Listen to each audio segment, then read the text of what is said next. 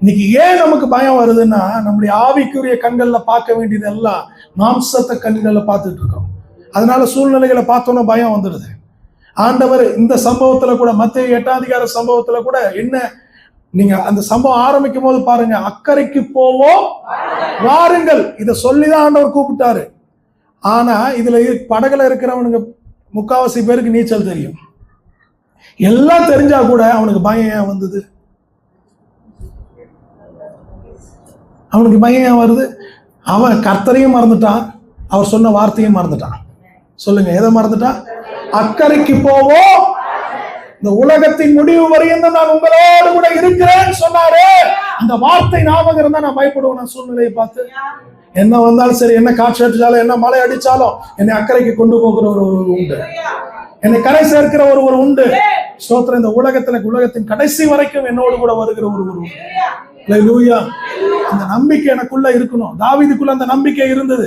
அதனாலதான் அவன் எழுதினான், மரண இருளின் பள்ளத்தாக்கில் நான் நடந்தாலும் தேவரீர் என்னோடு கூட இருக்கிறீர், உமது கோலும் உமது தடியும் என்னை தேற்றும்.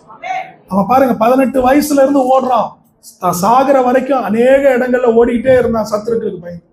ஆனா அவனுக்கு தெரியும், தேவரீர் என்னோடு கூட இருக்கிறீர், எந்த சூழ்நிலையும் என்ன ஒண்ணும் பண்ணிடாது. அல்லேலூயா. எந்த மரண பள்ளத்தாக்கும் என்னை அழிச்சிடாதே, என்னால் தேவரீர் என்னோடு கூட இருக்கிறேன். மரண பள்ளத்தாக்கை காட்டிலும் என் தேவன் பெரியவர், இந்த வியாதியின் சூழ்நிலையை காட்டிலும் என் தேவன் பெரியவர், இந்த பண நெருக்கடியை காட்டிலும் என் தேவன் பெரியவர்.